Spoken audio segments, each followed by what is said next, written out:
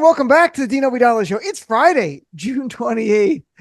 It's what just happened. And I think we know what just happened. And three people joining me to make sense of it. Carolina Hidalgo, comedian, podcaster, No Dogs in Space on the Last Podcast Network, and other stuff that happened from the last time you were on. Welcome back, my friend. Thank you. Thank you for having me on this wonderful day. And Lizz Winstead is back, comedian, co-creator of The Daily Show, activist, creator of Abortion Access Front, host of the podcast Feminist Buzzkids Live, and potentially the 2024 Democratic presidential nominee. Liz, nice to see you, my friend. Thank you. I'm really excited. You might be in the running. And Brian Wohl is back. Sorry, what were you going to say, Liz? No, nothing. And also back again, against his better judgment, Brian Wohl, stand-up comic. He appeared in the sold-out off-Broadway show, musical The Wizard of Wet Friendship. Be seen. I still think you're touring America. Are you with Lou Berger?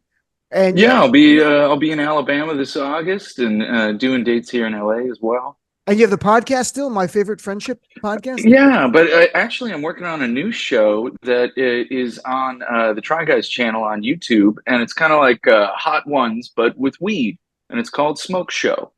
Cool. So instead of hot ones, instead of eating like hot food and like Conan O'Brien going crazy, this is interesting.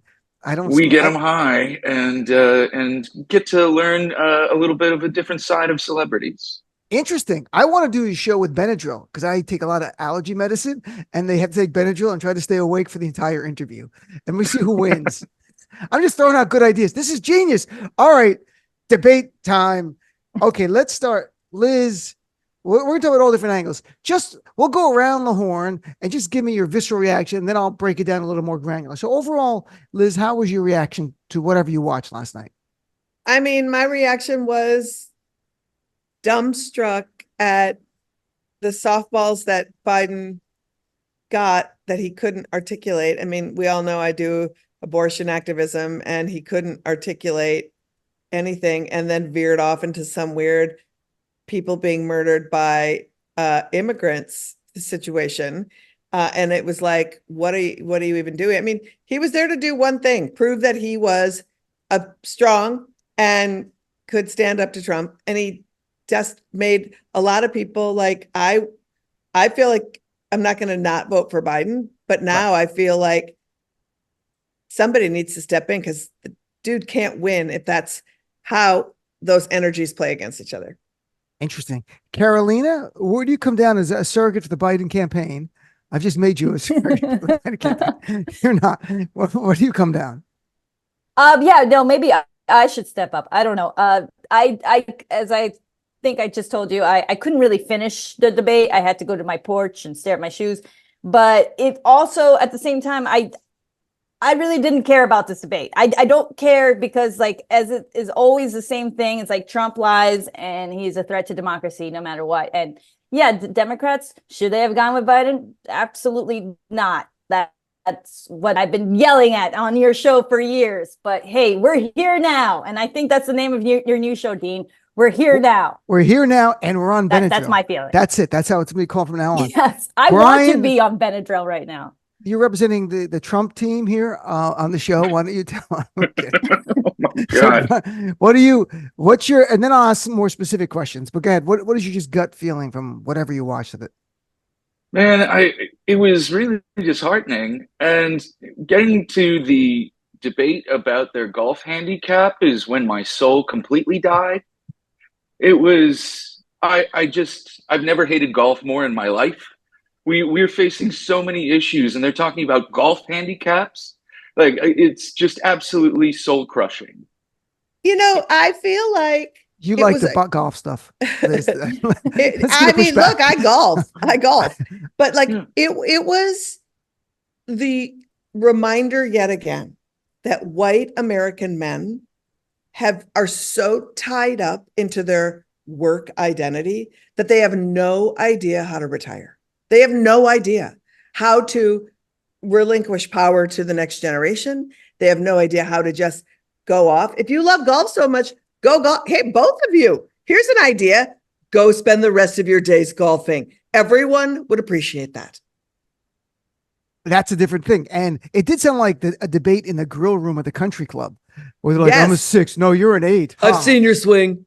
Yeah, your swing. Even even popes have interim popes. I don't know why we weren't grooming someone. I mean, I know that's the wrong word when it comes to Catholic popes, but I don't know why we weren't like bringing someone up that was like maybe our age already in the last 4 years to kind of figure out this problem that we are in right now. I just feel good that you thought I'm in your age group, which is kind of nice. It makes me feel good. So let's talk about some of the things. The lies in were off the America, charts. we are. There were more than 30 lies, maybe 50. It's hard to say, but CNN went things about, and I want to ask Liz about one because one very specific to abortion came up. But things about Nancy Pelosi turned down 10,000 troops, lie. It's been fact checked over and over. Donald Trump's even acting Secretary of Defense testified under oath before the January 6th committee. No one made a request to him. That request would have come to him as Secretary of Defense. It never happened. Just lie, lie, lie. So many things about Iran didn't fund terror groups when his presidency, lie. But Liz, one of the big ones was that Democrats want to kill babies when they're 4 and 5 years old and stuff like that. So what is your take? 'Cause that's an abortion, like at any time. This is not ended. They keep doing this over and over. And and they keep doing it over and over. And the thing that is so, I forgot, can I swear on your Yes, podcast? it's SiriusXM. After last night, you have to swear. So the thing that is so fucked up, and I deal with people who are in profound pregnancy horrors. And they keep citing this Ralph Northam, who was then governor of Virginia, statement about someone delivering a baby that was imminently going to die and how you treat that baby with palliative care. So when they say Democrats want abortions, first of all, there's no such thing as post-birth abortion. It's called murder. We have laws. It's there. Infanticide. Prosecute everyone. Like, that's just the way it is. But for people to not, it was just like when they talked about the death panels, when we were talking about Obamacare, they want to just let grandma die. When it's treating someone palliatively, taking them out of pain, knowing that they are going to die, and administering those kinds of treatments so that someone can peacefully die. And to make that something other than that, and to try to make it something else, shows what disgusting ghouls they are. It's really just next fucking level. It is bad faith. In the whole way, all the way through, it is they're just trying to, what Project 2025 and all that business. This is what we are seeing right now, and this is the thing that we should be focusing on more than a debate. That's what I think, at least. And I think that's right. And just to button it from this particular part is just statistically, people need to know that 1 in 4 women have had an abortion in their reproductive lifetime. The percentage of those abortions that happen later in pregnancy, not after pregnancy, later in pregnancy, is so small and traumatizing that often those people don't tell their stories. So it gives this movement the opportunity to define what abortion is by using this small thing that happens in the most tragic of circumstances, because they know they can't lie about the totality of abortion, because all of us who've had them can say, fuck you, that's not how it goes. I've been there. When 25% of the country can say, no, I'm afraid that's not how it goes, they have to use a different tactic. And this is what they do at the harm of people who have gone through really, really terrible circumstances. So I'm sorry, I filibustered, but I'm pissed. No, but let me ask you though, did Biden push back enough on that point that was made by Trump? Because the debate became a blur. His whole take on abortion is so bad anyway. I'm going to restore Roe. And no, but you know what? We're here because of Roe. We should make it better than Roe. Yes, yeah, I agree. Exactly. And so he pushed back on nothing. Joe Biden is personally against abortion. Right. So when Joe Biden advocates for abortion, Joe Biden is constantly setting up narratives to us of a 10-year-old who was raped, people who have wanted pregnancies that went horribly wrong and couldn't access care. And while those things are terrible, you will not make inroads if you can only advocate for the abortions that you think are morally okay. And Joe Biden makes it that way for people and makes a lot of people feel like shit. Brian, what about the fact that before the debate, the moderator said they were not going to fact check? I thought at some point for the most glaring things, they would have at least said, that's not true. Or, Donald, I'm not really sure you should say that. I thought they would, but I think they were holograms.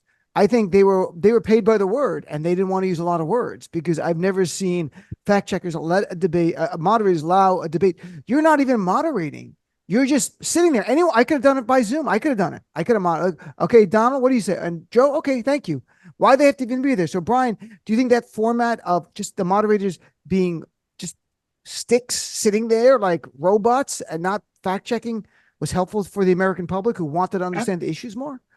It was a disaster. I mean, the whole thing got off the rails. Both candidates were just muttering and going off of whatever each other was saying, not even answering the questions.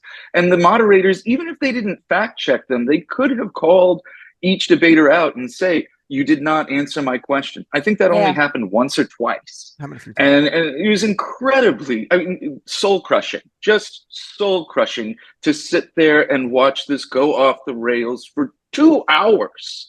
It was just, how much whiskey could I pour for myself? It was really rough. Weed sales went up. But Carolina would have killed Jake Tapper, who's really talked a lot about January 6th and election deniers. When Trump said Nancy Pelosi turned down 10,000, he knows the facts. He could have simply said, that's been proven not to be correct. And then follow up and say, why didn't you order the troops? Because there's nothing in writing. There's nothing to back that up. In fact, as again, Chris Miller, who was acting Secretary of Defense at the time, testified under oath that Trump never asked for any troops. So we know this is not true. Yeah.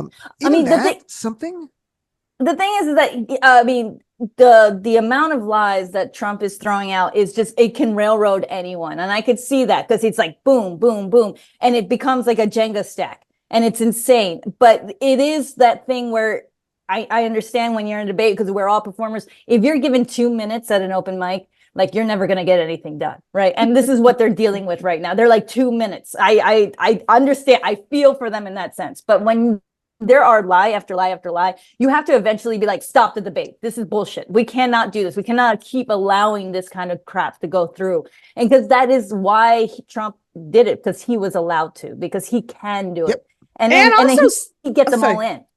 And also, no, go ahead. No, I was about to say, and just like for your own self-preservation as a journalist, when he's lying about what your network said and what your network co-signed on, like you would think at least your narcissism alone would be like, I work for this network. We have never said that. I have never said that. When have we, it's utterly insane, especially like the Pelosi turned down the troops. I am the best president. I am the person who signed the veterans bill I'm the person who gets the problem. That was a lie. That was part of the Biden. The Democrats signed that. They capped and Biden couldn't spit out what it was. He said a $15 copay. Right. If Biden was on top of his game, we would have been annoyed with the fact checkers, but Biden would have been like quickly fat. That's not true. I signed that was either the Inflation Reduction Act or the COVID relief bill. We said, we did that. You never got that done. And here's what else we did. But Biden, his inability to respond made it glaring. And Carolina, to your point, is that Trump started out lying a little bit, but then he got emboldened when he's like, oh my God, they've muted the moderators. Like they could mute the moderator because they didn't talk at all. And they got like worked up and more lies. It didn't end. Brian, do you think Biden should debate Trump again, assuming Biden is still the nominee? And I actually think he will be, but we'll talk about that in a second. I don't know if he was ill last night or what was going on, but it's clear that some sort of strategy change is needed because that was abysmal. He is completely unable to communicate his accomplishments, his plans. That's what we need from the president of the United States. We need someone who can communicate to us what's going on. And if he is unable to do so, then we need somebody else that's able to effectively communicate the policy of the United States presidency or office of the president. This is terrible. When your second term goal is just to survive, it's not inspiring. Like that's my goal. Do something. And it's hard to do. And our goal is to survive a Trump second and third and fourth term, because if he gets in, he does not leave. I mean, that's reality. I'm chatting with Lizz Winstead, Carolina Hidalgo, and Brian Wohl. You know, the CNN, the truth is very few people's mind change from watching debates. We will see. I do think this will have an impact on polls, because there were Democrats looking to watch to feel more like, if this was a Democratic primary debate and that was Biden's performance, he would not win the nomination. Like that's a different thing. So now we get to the point of what happens. I mean, the poll showed CNN post-debate poll, which Biden won in 2020, both of them. In this one, debate watchers said 67% to 33% Trump won and did better. Only 5% of voters said they changed their mind, but there's so many few undecided. It's about getting your base out to vote and people leaning towards you to get out and vote. So Liz, I mean, what do you think Democrats do? Do you think we're seeing a lot of stuff in the media, you know, dump them, get rid of them, all that stuff? Do you think, honestly, sincerely, there is going to be a movement like by the people in power, and all of a sudden we hear one day Joe Biden says, look, I'm physically not capable and I'm going to withdraw my name, and we have an open convention in Chicago? Or do you think this continues, the train has left the station and we're just with Biden to the end? That's it. I mean, it's when I hear party hacks like Claire McCaskill doing a 4-minute, like, we need to reconsider what's happening. The question isn't, the question for me yesterday afternoon was, okay, I'm voting for this dude because this is what I have and here's where it is. Right. And fine. And, you know, it's like, it's really when I like, who do I want to fight? You know, it's like, I want to fight a person who's going to maybe hear me and also isn't going to try to take away my ability for dissent. You know, that is literally what I am basing an election vote on. After watching and thinking they can win. That's the other thing. I might not like them, but still thinking they could win. Mm-hmm. After last night, I think the whole party needs to do an assessment of saying, can this dude win? It doesn't matter what he got through that people aren't going to, they don't care. Trump being a rapist and a convicted felon doesn't matter. Nothing about that changes. Leading an insurrection, it doesn't change people's minds. They already know what they That's were. What's so remarkable. And this is what is scary. Do I think it's going to happen? I don't know. But I do feel like if Joe Biden is clear, but he's a white dude with a lot of privilege who digs his heels in, you know, I mean, this is ultimately what's wrong with the presidency, is that somebody has said to themselves, do you know what's wrong with the world? I'm not in charge. And those are the people that run. And therefore, that's who we get. I say that all the time. If I was in charge, America, the whole country would be so much better. Like, yeah, I've never said that in my life. I say that never every day. thought that in my life. Like, if only you were in charge. I'll vote for Dean anytime. That's right. Yes. Jon Stewart last night, they did the Daily Show live, said he was in shock. Apparently, he said this cannot, quote, this cannot be real life. It just can't. We're America. And he was talking about both of them at that point. So, Carolina, it needs a sense of people going like, Donald Trump, he lied within lies. Like, it was, he should get an award for that. That's unlike anything.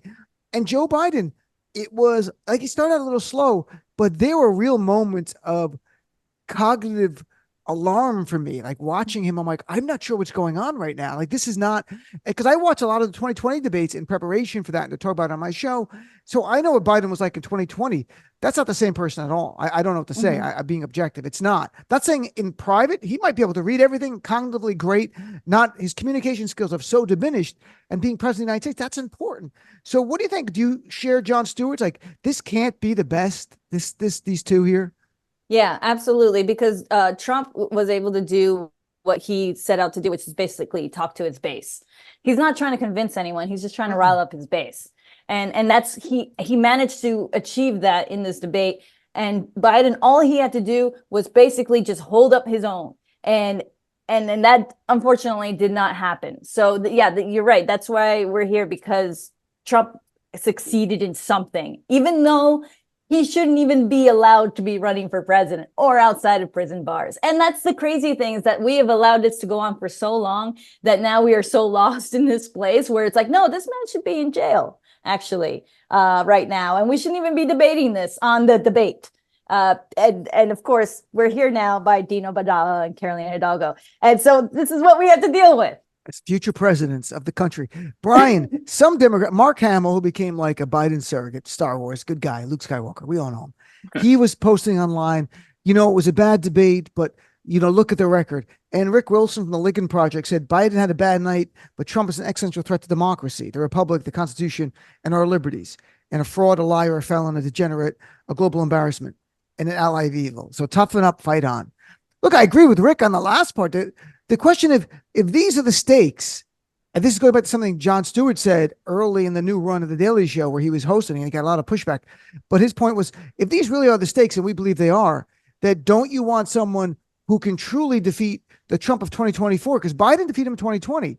But that's kind of the question. Or should it be he's the presumptive nominee, to stick to it? It's about the issues. It's not about Joe Biden. What do you think, Brian?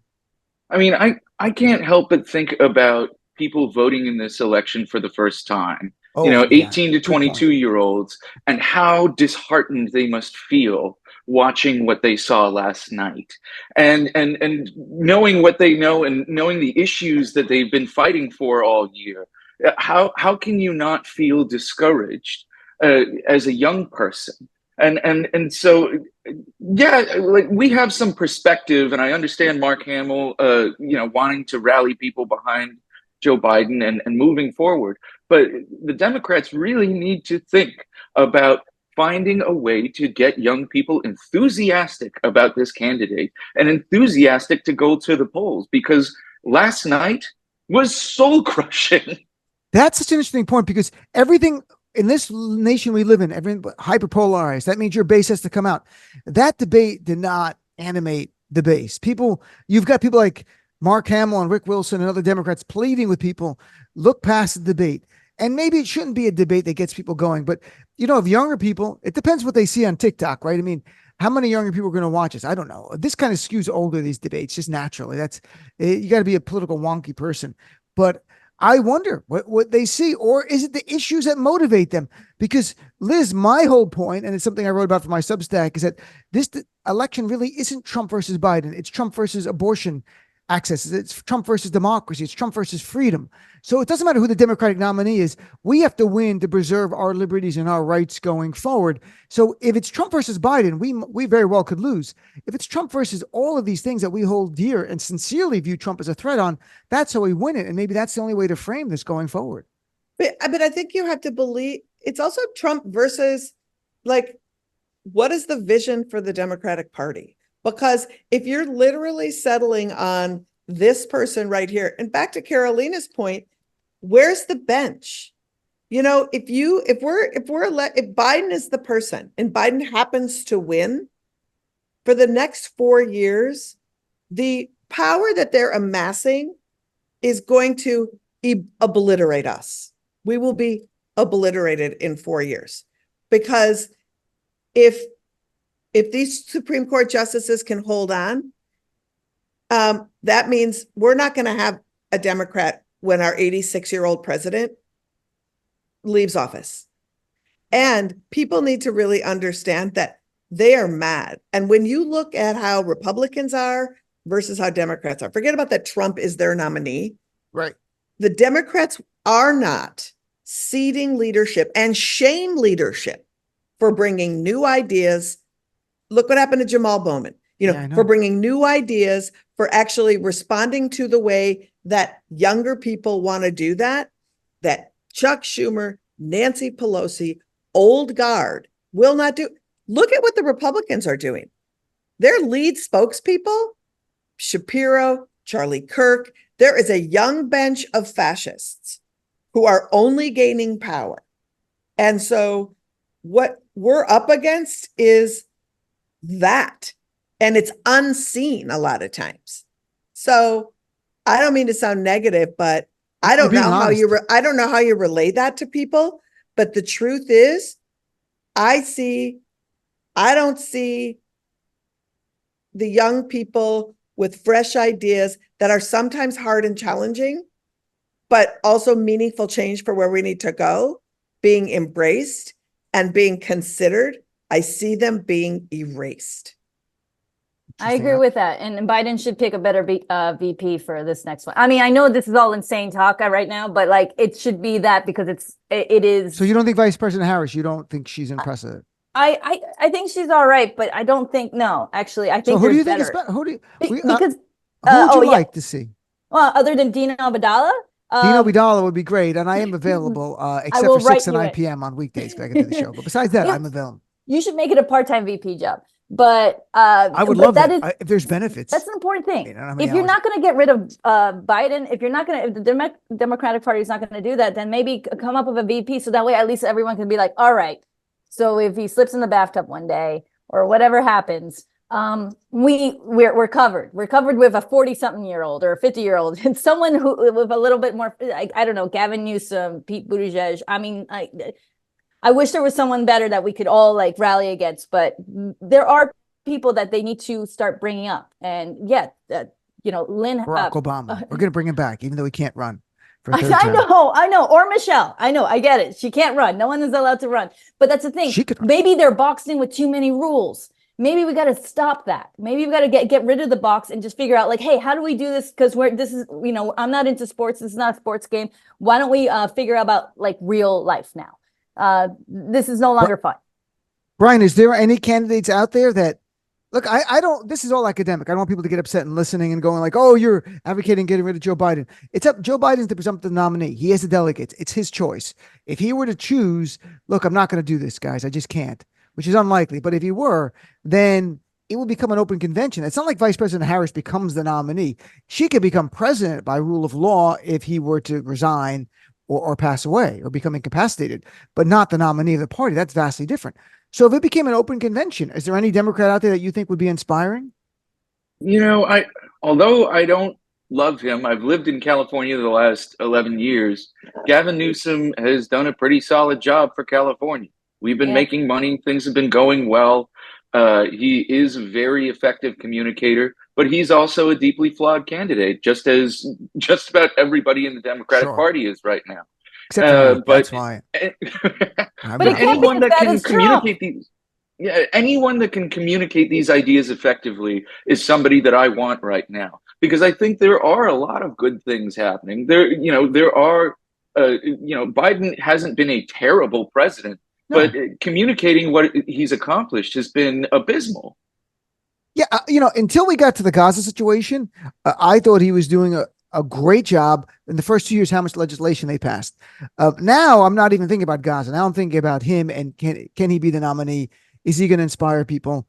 And is the Democrats frame it a whole different thing and they make Biden literally just the standard bearer. Like he's just a person, but it's not Trump versus Biden. It's Trump versus everything else. And that's it.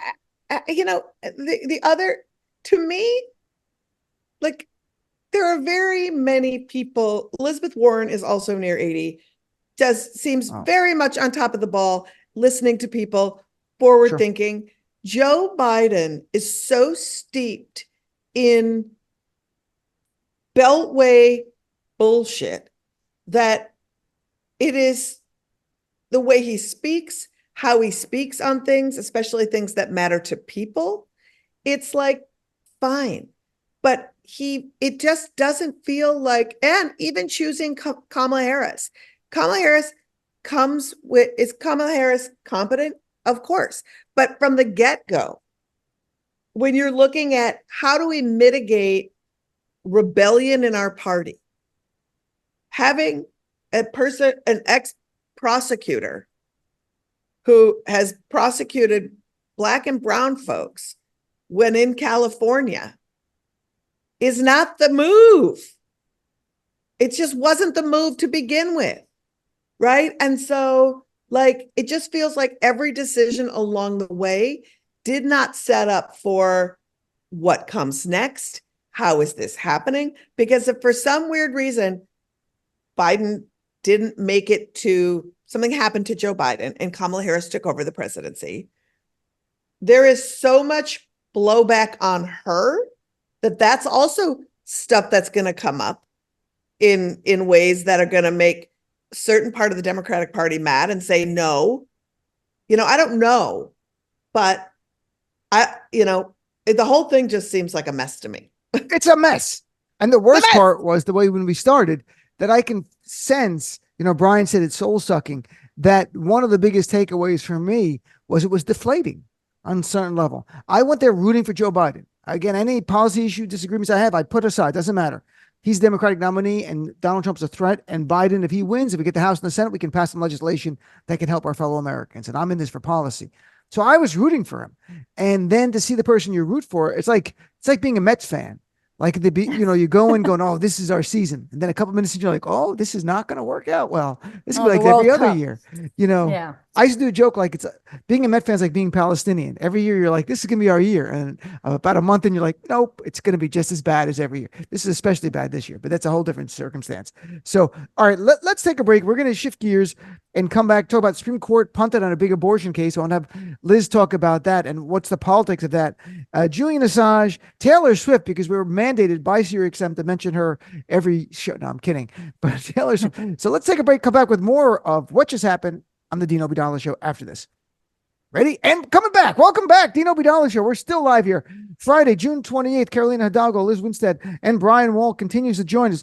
So, Liz, I want to start with you because you are such an activist in this area of abortion activism and access way before Roe v. Wade being overturned. You warned us and no one listened. Well, the Supreme Court, and we've talked about this. You were on my show talking about this and the mifepristone case.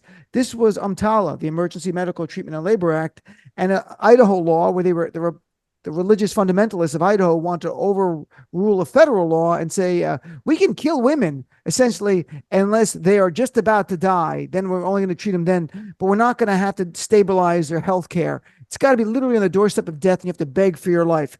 And the Supreme Court ruled 6-3. This case is not ready to decide. So first of all, tell us a little bit more about the case and the impact, and then we can talk about what I think is the politics behind this and mifepristone case. Yeah. So the case, it's sort of like you said, Idaho has a law that says abortion only in the cases of saving the life.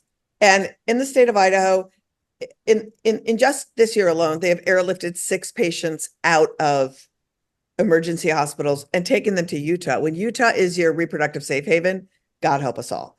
Right. But it's been there 21% drop in OBGYNs practicing medicine in the state of Idaho. Yep. Whole cloth maternity and OBGYN departments are closing. There is no access for people there because of these bans. So the federal government said in back in the 80s under Reagan, they established, or maybe it was the late 70s, they established this emergency medical law that said you can't just dump patients and not treat them. If you accept Medicaid in your hospitals, you have to stabilize a patient, whether or not they have the means to pay. Mm-hmm. And so they said, so Idaho, you can't just do this. Like, this needs to be a thing. And how the case went down, which is really maddening, is that Idaho was like, this is garbage. The Ninth Circuit, which is where Idaho is, it's basically the western part of the state, west of Montana. The Ninth Circuit said, yeah, I don't think so. We think that you should actually adhere to this federal law that says you have to treat patients. Idaho said, screw you. We're going to the Supreme Court. The Supreme Court said, you know what? We'll hear this case. But until we do, you can keep killing people. You don't have to follow this terrible law. Yep. So the Supreme Court then lays down this ruling that says, we probably shouldn't have taken this anyway. But so, that thing we said where you can let people die, we're gonna lift that up. And now we're gonna go back to you can't let people die. What it actually did was now 3 people in Idaho can have abortions because it's terrible. And this ruling only affects the people that live under the Ninth Circuit. So Idaho and the 8 other states in the Ninth Circuit. It doesn't help. Texas had the exact same challenge, and the Texas Supreme Court and the Fifth Circuit said, nah, the state has no obligation to save anybody. So it's going to come back. And I think it's going to take years to weave back through the courts. And Amy Coney Barrett laid out she concurred and said, yeah, let's not let people die. Maybe that's a bridge too far. But also laid out a roadmap for the anti-abortion people to come back to them and do it. And then forget about the dissent, because Alito was trying to say that they would give people abortions if they came in with mental illness, and that somehow the doctors were forcing people to have abortions. He literally started his dissent by saying, we're not doctors, so our opinions should not really be listened to, and then listed a whole bunch of medical scenarios that are not true into why he did this dissent. So it's a mess. And so it really doesn't help anybody except the 3 people in Idaho who are doing that. And on our podcast that's dropping at 6:00 tonight, we did a whole comprehensive take of this, and you should really listen to it because we interviewed a OBGYN and abortion provider in Idaho and how she feels about the ruling and what she's gone through. And the fact of the matter is they don't feel any safer.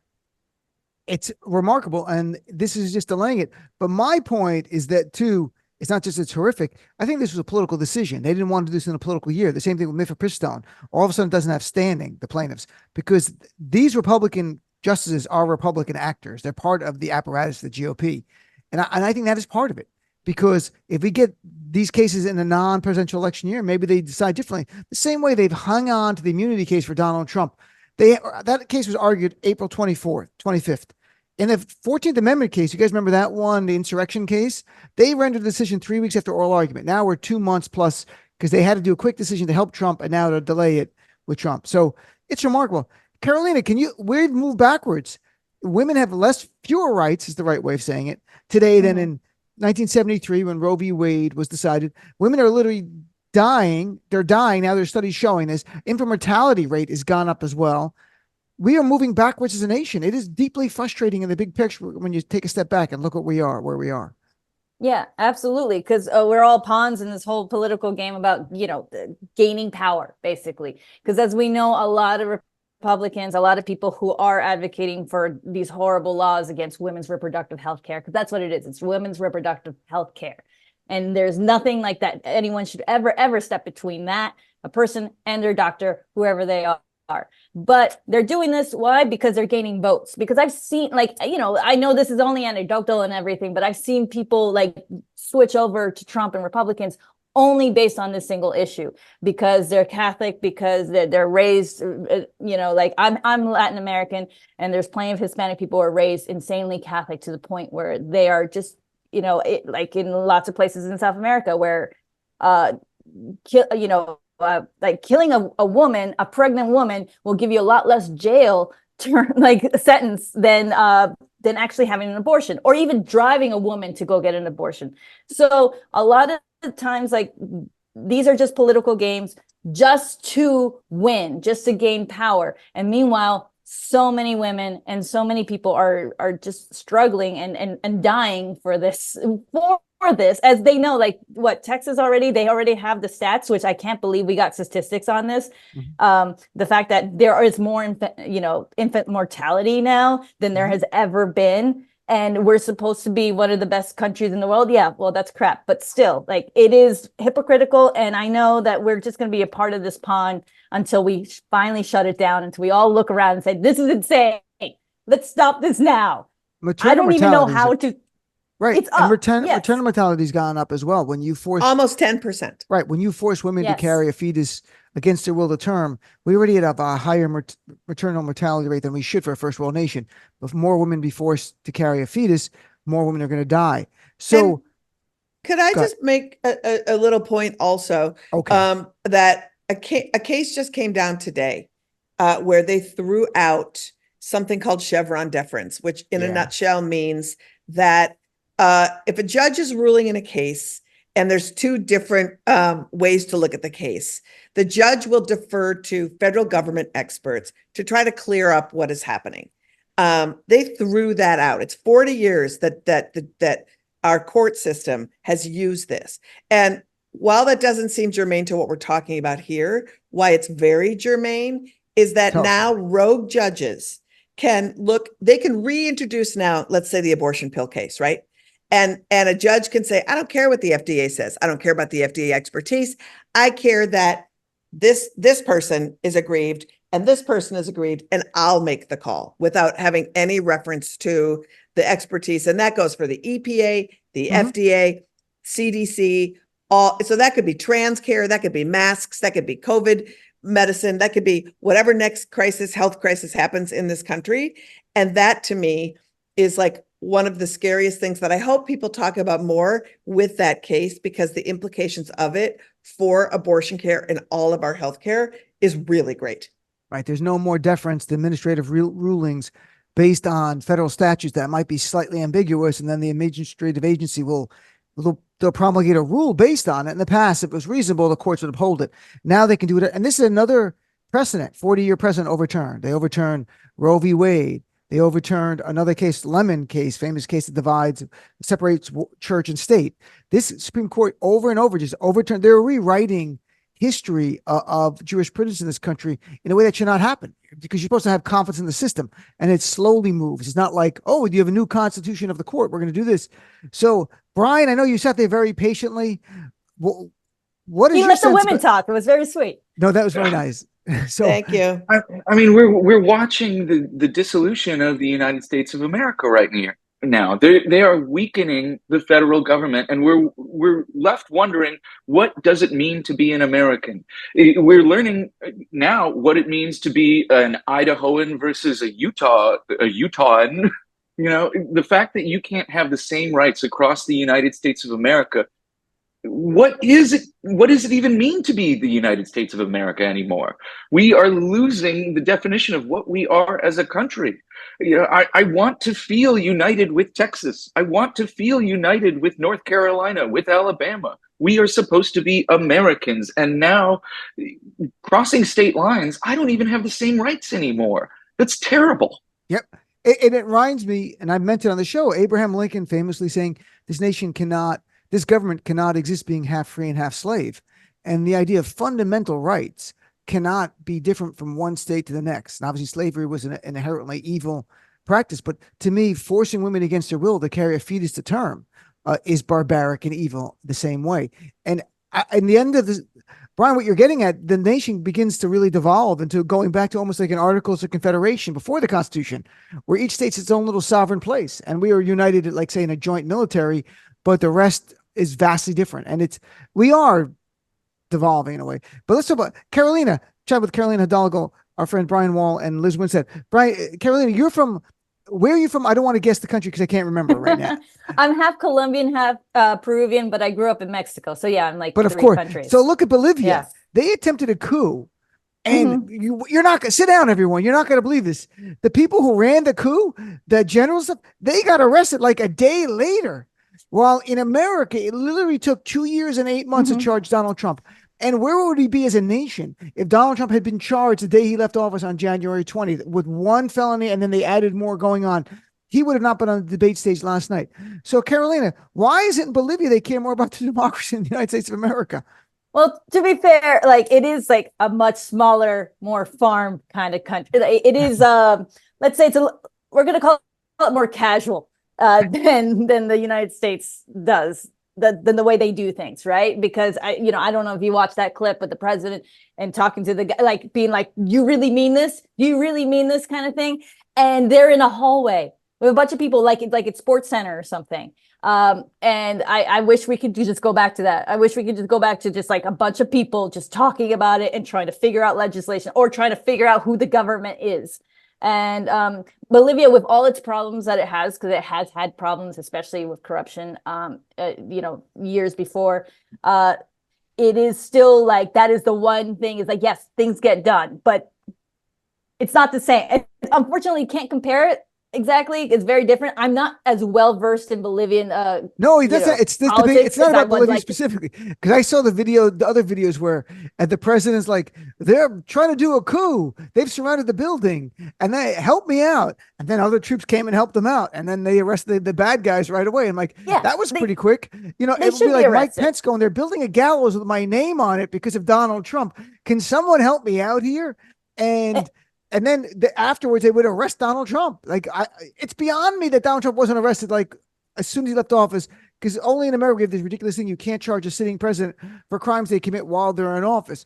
Brian, why is that a rule? That should never be a rule. DOJ. It's not a law. It's not a constitutional decision. It's not a Supreme Court decision. It's literally a DOJ memo that somebody wrote in the 70s and wrote another version in the 90s. Brian, how different? But is it any crime, Dean? Is there a It But says you fine mur- press to the throw president that in? can't be charged while they're in office. That's all it So, says. so even murdering someone. It says they cannot be charged while sitting. No, that's a DOJ memo. If Trump was president and went down the hall and shot somebody, I think they would throw the memo out and charge him. I honestly do. But as of now, the memo says, the DOJ memorandum written by their legal office of legal counsel, is that you can't charge a sitting president. There's a whole bunch of reasons, because it's just not the way it works and it hurts our system, blah, blah, blah, all that bullshit. So I think they mean crimes related to like Watergate and Clinton having the affair with Monica Lewinsky and maybe committing perjury, that kind of stuff. If there was a violent crime, maybe they make an Civil exception. crimes. Civil No, crimes. no, these aren't civil. These are crimes. I mean, civil is damages and Oh, okay. so criminal, they're crimes. And that's it. But Brian, what do you think? What if Donald Trump, would our trajectory of where our nation went be different if Donald Trump got charged the day after leaving office? Does Kevin McCarthy go down there and kiss his ring 3 weeks later? Does the GOP? Or because a lot of Trump's arguments, like they waited 2.5 years to charge me. If I did something really bad, they would have charged me right away. And he's right. That's a reasonable argument. Yeah, I really do think that if he was charged quicker, some Republicans would have spoken out, because he had just enough time where people were able to forget and not care about what happened on January 6th, that Republicans were like, oh, well, I can just move on. I can pretend that whatever I said about how I didn't like fearing for my life on January 6th, no one will care. And so he's able to just completely walk around with impunity. It's maddening. It's just maddening. I don't know how anyone can feel sane right now. It's a good feel. I mean, I get angry for no reason lately. I'm going back to my New Jersey Sicilian ways, not my calmer Arab ways. Before we run out of time, Liz, where can people find your stuff and hear your podcast and everything? I just want to give everyone a chance to share their stuff. The podcast is Feminist Buzzkills, drops every Friday. It's all the reproductive rights news you need to know with experts and people who work on the ground. You can follow my activism at Abortion Front across all of that. And you can follow me personally at Lizz Winstead on all the places, in all the things. That's Liz. And Carolina, what about you, my friend? No Dogs in Space. We just released a new series on the German psychedelic group from the 70s. If you guys want to check that out, we do get into a lot of German history about post-World War II, and it's very sad. And if you want to, put fascism next to American fascism, take a look at that. And then we also have good music. It's on Last Podcast Network. And on Instagram, I'm on Carolina Danger Hidalgo. That's right. And Brian, my friend, what about you? You can check me out on YouTube with the Try Guys on Smoke Show.